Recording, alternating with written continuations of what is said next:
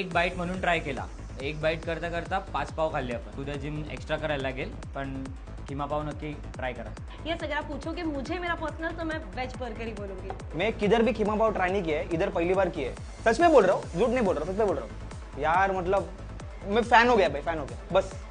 यहाँ का बर्गर एकदम सेक्सी था, पिज्जा भी सेक्सी था और वॉश डाउन करने के लिए कोल्ड कॉफी भी एकदम मतलब मजेदार था. अरे हे ट्राय करण्यासाठी मोठे मोठे इन्फ्लुएन्सर्स येऊन गेले रे, तर तुम्ही कसली वाट पाहतायत? मी म्हणतोय सीएस कॅफे बद्दल. इथे यांच्या खास फेमस आणि रिसेंटली चालू केलेला किमा पाव साठी आलेलो, ज्याची टेस्ट एवढी भारी होती की एकामध्ये पोट भरलंच नव्हतं माझं. आणि जर तुम्हाला हे खोटं वाटत असेल तर एकदा हे ऐका. Food, ambience, staff 10 out of 10.